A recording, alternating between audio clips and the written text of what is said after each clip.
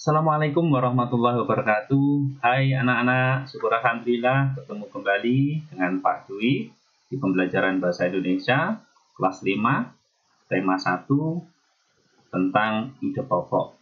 Kemarin kalian telah mempelajari mengenal kalimat utama, kemudian juga kalian telah mempelajari jenis-jenis paragraf berdasarkan letak dari kalimat utamanya. Hari ini kita akan mempelajari apa, Pak Dwi? Kita akan belajar apa? Nah, kita akan mempelajari tentang ini ya. Menemukan kalimat utama dan kalimat penjelas. Namun sebelumnya, mari kita baca bersama-sama basmalah. Bismillahirrahmanirrahim.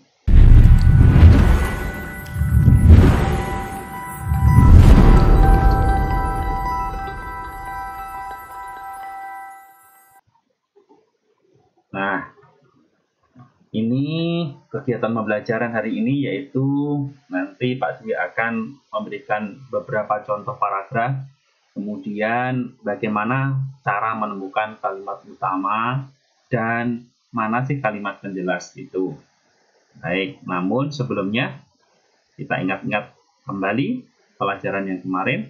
Masih ingat ini? Nah, ini. Suatu paragraf terdapat satu kalimat utama. Di dalam paragraf terdapat satu kalimat utama dan beberapa kalimat penjelas, ya. Dan beberapa kalimat penjelas. Kalimat utamanya satu, kalimat penjelasnya beberapa. Kemudian fungsi. Nah, ini fungsi kalimat utama yaitu menjadi dasar pengembang paragraf. Fungsi kalimat utama menjadi dasar pengembang paragraf. Fungsi kalimat penjelas yaitu menjelaskan kalimat utama agar lebih mudah dipahami pembaca. Kalimat penjelas ini ada nama lainnya anak-anak, yaitu kalimat pengembang. Jadi kalau kalimat penjelas sama dengan kalimat pengembang. Oke, kita lanjutkan. Nah, ini kita ingat juga letak kalimat utama berada di awal paragraf. Yang paling banyak kita jumpai nanti, kemudian di akhir paragraf, kemudian di awal dan dipertegas di akhir, kemudian di tengah, yang 5 menyebar atau menyimpulkan sendiri. Ini juga ada nama-namanya sendiri. Yang pertama di awal ini deduktif, kalau di akhir induktif. Kalau di awal dan dipertegas di akhir, deduktif, induktif atau campuran. Kalau di tengah, naratif. Yang kelima, menyebar, menyimpulkan sendiri. Ini adalah tersirat. Baik. Nah, sekarang kita akan pelajari. Nah, baik anak-anak. Perhatikan paragraf berikut. Ini ada 4 contoh nanti ya, Pak Dwi akan beri 4 contoh. Yang pertama, perhatikan paragraf berikut. Nah, tulang disebut alat gerak pasif karena tulang tidak dapat bergerak dengan sendirinya. Sekali lagi, tulang disebut alat gerak pasif karena tulang tidak dapat bergerak dengan sendirinya. Satu kalimat. Tanpa adanya alat gerak aktif yang memengaruhi tulang, maka tulang-tulang pada manusia dan hewan akan diam dan tidak dapat membentuk alat pergerakan yang sesungguhnya. Walaupun merupakan alat gerak pasif, akan tetapi tulang mempunyai peranan yang besar dalam sistem gerak manusia dan hewan. Anak-anak, kira-kira mana kalimat utamanya? Ini ada berapa kalimat? Ada 1, 2, 3. Ada 3 kalimat ya. Ada 3 kalimat. Kalimat utamanya ada kalimat yang menjadi pengembang, dasar pengembang. Yang mana? Sudah ketemu? Tulang disebut alat gerak pasif karena tulang tidak dapat bergerak dengan sendirinya. tanpa adanya alat gerak aktif. Kira-kira yang mana? Baik, yang betul. Jadi yang awal ini. Tulang disebut alat gerak pasif karena tulang tidak dapat bergerak dengan sendirinya. Ini kalimat utamanya. Kemudian dijelaskan di kalimat kedua, tanpa adanya alat gerak. Ini kan tulang disebut alat gerak pasif karena tulang tidak dapat bergerak dengan sendirinya. Dijelaskan nanti, tidak dapat bergerak. Kenapa? Karena tanpa adanya alat gerak aktif yang memengaruhi tulang, maka tulang-tulang pada manusia dan hewan akan diam dan tidak dapat membentuk alat pergerakan yang sesungguhnya. Ini kalimat penjelas yang kedua. Kalimat yang ketiga, walaupun merupakan alat gerak pasif, akan tetapi tulang mempunyai peranan yang besar dalam sistem gerak manusia dan hewan. Jadi tulang itu meskipun pasif, alat gerak pasif, tetapi mempunyai peranan yang besar. Jadi paragraf di atas memiliki 3 kalimat. Ya, kalimat utamanya terletak di awal paragraf. Di sini di awal, ya. Di awal ini, tulang disebut alat gerak pasif karena tulang tidak dapat bergerak dengan sendirinya. Oke. Kemudian kalimat kedua dan ketiga merupakan kalimat penjelas atau kalimat pengembang. Yang kedua, kalimat kedua dan ketiga ini adalah kalimat penjelas atau kalimat pengembang. Jadi anak-anak, ini disebut paragraf apa? Kalimat utamanya di awal. Betul, yaitu paragraf deduktif, depan. Baik, kita masuk contoh yang kedua. Perhatikan paragraf berikut.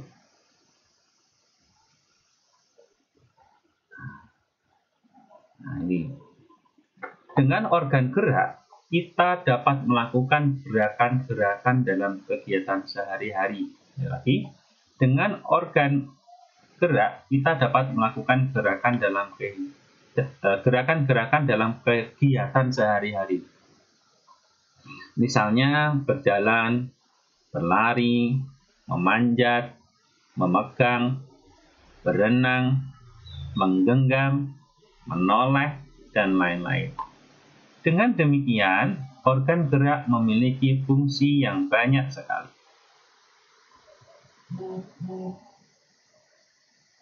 Baik, kita baca sekali lagi. Dengan organ gerak, kita dapat melakukan gerakan-gerakan dalam kegiatan sehari-hari. Misalnya, berjalan, melari, memanjat, memegang, berenang, menggenggam, menoleh, dan lain-lain. Dengan demikian, organ gerak memiliki fungsi yang banyak sekali. Di mana kalimat utamanya?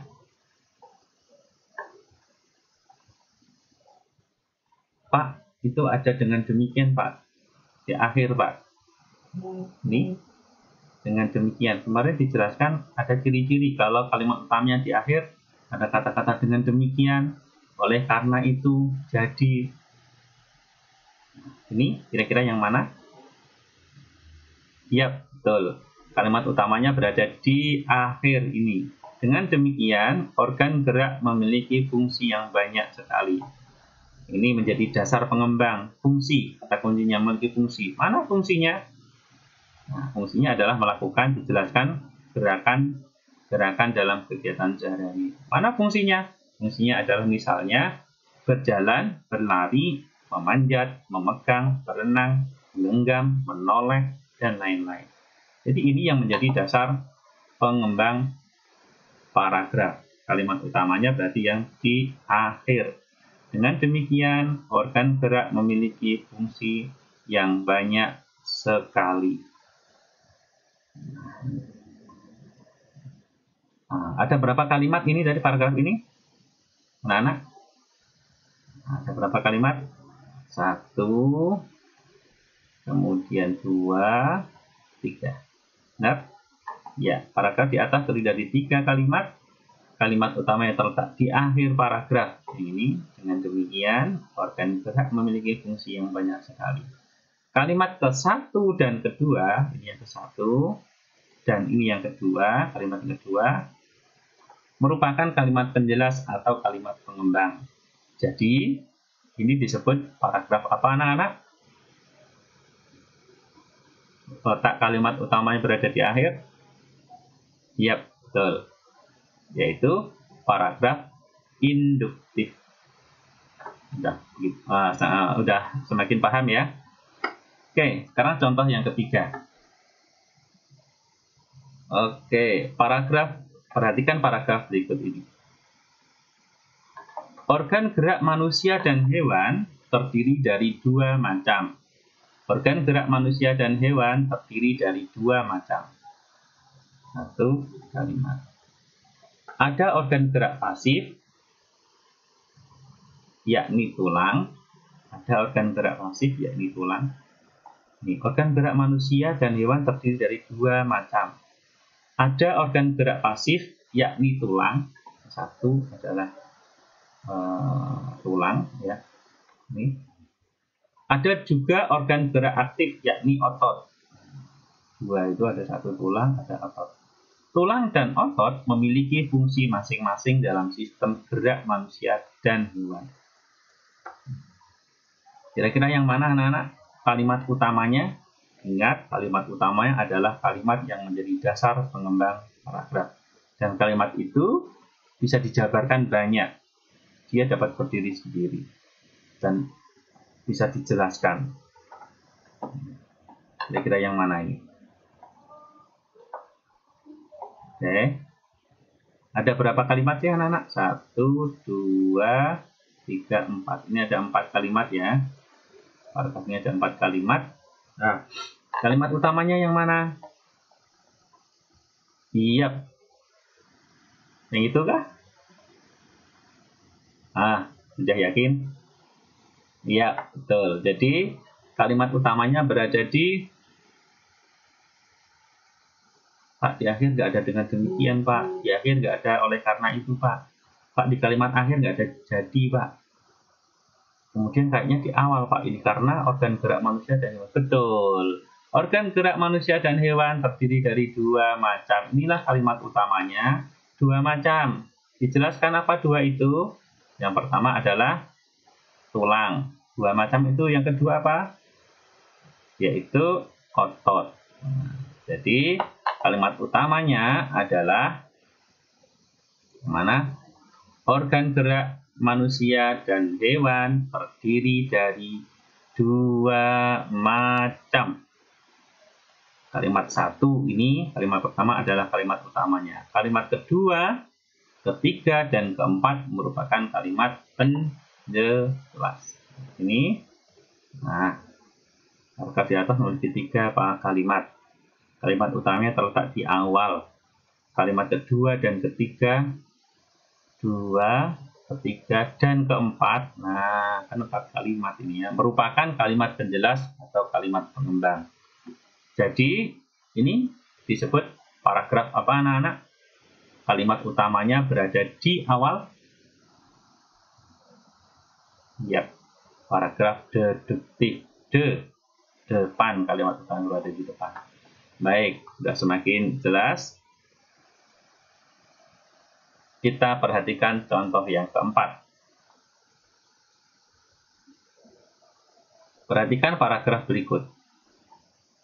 Dengan bergotong royong, masyarakat akan sering melakukan silaturahmi dan kerjasama, sehingga terjalinlah solidaritas. Satu kalimat. Seiring dengan munculnya rasa solidaritas inilah, akan muncul rasa empati dan simpati di antara masyarakat yang akan memperkuat hubungan antar masyarakat. Oleh karena itu, gotong royong merupakan modal dasar bagi terciptanya suasana kemasyarakatan yang harmonis. Anak-anak, ada berapa kalimat ini? Ada 3 kalimat ya. Ada 3 kalimat. Nah, kalimat utamanya yang mana? Nah, triknya itu ya, dilihat dulu yang akhir. Biasanya kalau ada kata oleh karena itu, ada dengan demikian, ada jadi, biasanya itu di akhir. Tapi tetap kita trik yang paling jitu ada tetap membaca berulang-ulang paragraf tersebut. Itu trik yang paling jitu lah ya. Ya ada trik-trik yang lainnya seperti ini. Tapi kita harus membaca secara keseluruhan, memahami paragraf itu, barulah kita tentukan mana kalimat utama. Kira-kira yang mana ini? Sudah dapat? Iya, betul. Jadi, kalimat utamanya berada di akhir. Oleh karena itu, gotong royong merupakan modal dasar bagi terciptanya suasana kemasyarakatan yang harmonis. Gotong royong itu merupakan modal dasar terciptanya suasana kemasyarakatan yang harmonis. Dijelaskan yang harmonis itu apa? Ya, ada solidaritas, ini ya, sering melakukan silaturahim, kemudian muncul empati, muncul simpati. Ini kalimat penjelasnya. Jadi, kalimat utamanya berada di akhir. Oleh karena itu, gotong royong merupakan modal dasar bagi terciptanya suasana kemasyarakatan yang harmonis. Kalimat ke-1 dan kedua merupakan kalimat penjelas atau pengembang. Oke, nih. Nah, kalimat paragraf di atas terdiri dari 3 kalimat. Kalimat utamanya terletak di akhir paragraf, dan kalimat ke-1 dan kedua merupakan kalimat penjelas atau kalimat pengembang. Sehingga ini disebut paragraf apa anak-anak? Kalimat utamanya berada di akhir. Yap, betul. Paragraf induktif. Ini anak-anak, contoh yang keempat. Pak Dwi kok ingat yang ketiga tadi? Ketika ada yang kesalahan mungkin yang ketiga. Oke, Pak Dwi lihat. Nah, di sini ini adalah 4 ya. Di sini ini 4 kalimat. Nah, ini jadi ingat. Oke, sekarang paragraf contoh ke-1, 2, 3, dan 4 sudah kita bahas bersama-sama. Jadi anak-anak, nah kita hari ini telah mempelajari bahwa suatu paragraf terdapat 1 kalimat utama dan beberapa kalimat penjelas. Fungsi kalimat utama menjadi dasar pengembang paragraf, kemudian kalimat penjelas yaitu fungsinya yaitu menjelaskan kalimat utama agar lebih mudah dipahami pembaca. Kalimat penjelas punya nama lain namanya kalimat pengembang.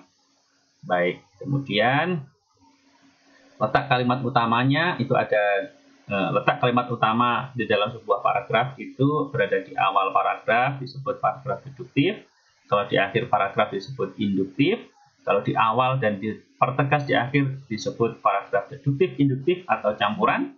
Kemudian kalimat utamanya di tengah disebut paragraf ineratif.